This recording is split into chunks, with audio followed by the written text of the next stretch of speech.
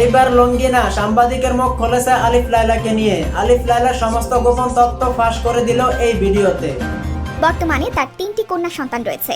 18 বছর বয়সে লায়লা প্রথম বিয়ে করেন সেনাবাহিনীর এক মেজরকে। সেই মেজরের ঘর আলো করে জন্ম নেয় একটি কন্যা সন্তান। জানা গেছে মেজরের সাথে বনিবনা না হওয়ায় লায়লা তাকে ডিভোর্স দেন। সমাপ্তি ঘটে তার প্রথম বিয়ের। প্রথম স্বামীকে ডিভোর্স দিয়ে সেনাবাহিনীর আরেক কর্নেলকে বিয়ে করেন লায়লা। সেখানেও জন্ম নেয় 2টি কন্যা সন্তান। কিন্তু এই বিয়েও টেকে না লায়লার। তাসের ঘরের মতোই ভেঙে পড়ে তার দ্বিতীয় সংসার। 2 স্বামীর ঘর করার শেষে তিনি বেছে নেন একা জীবন। 3 কন্যাকে পাঠিয়ে দেন তাদের নানির কাছে।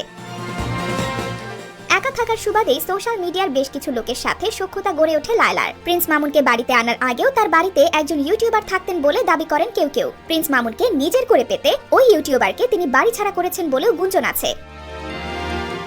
লায়লা পড়াশোনা করেছেন প্রাচ্যের অক্সফোর্ড খ্যাত ঢাকা বিশ্ববিদ্যালয়ে। তিনি জন্মেছেনও বেশ ভালো পরিবারে, কিন্তু তারপরেও নিজের ছেলের বয়সী মামুনের জন্য নিজেকে বানিয়ে ফেলেছেন হাসির পাত্র।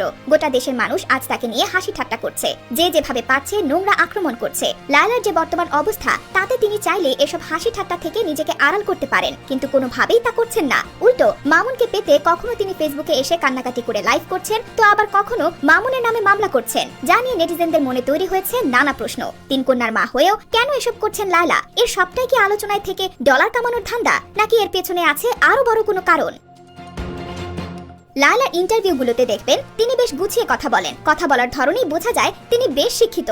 আপনি হয়তো ভাবেন লায়লা যা করছে তা না জেনে বুঝে করছেন, কিন্তু বিষয়টা মোটেই তেমন নয়। লায়লা খুব ভালো করেই জানেন তার অধিকাংশ কাজই নির্লজ্জ আর বেহায়াদের মতো। তবে তার দাবি ভালোবাসার জন্যই তিনি এমন ব্যক্তিত্বহীন হতে বাধ্য হয়েছেন। অর্থাৎ তিনি যা করেছেন তার সবই মামুনকে ভালোবেসে করেছেন। লায়লার চোখে মামুনি যেন তার মজনু, যে কোনো কিছুর বিনিময়ে তিনি তাকে পেতে চান, যার প্রমাণ মেলে মামুনের মায়ের কথায়। সম্প্রতি একটি ইন্টারভিউতে এই ভদ্রমহিলা দাবি করেন ঢাকা শহরে মামুন একটা 10 তলা বাড়ি চেয়েছিলেন লায়লার কাছে। মামুন ভেবেছিলেন এই বাড়িটা চাইলে দিতে না পেরে লায়লা তাকে ছেড়ে দেবেন, কিন্তু লায়লার স্বার্থহীন ভালোবাসার কাছে ভেস্তে যায় মামুনের পরিকল্পনা। তিনি সবাইকে অবাক করে দিয়ে মামুনকে বাড়িটি দিতে রাজি হন, কিন্তু তৎক্ষণাৎ এত টাকা না থাকার কারণে 3 মাস হয়ে গেলেও বাড়িটি দিতে পারেন না। পরে পরিকল্পনা মোতাবেক মামুন তাকে ছেড়ে চলে যান।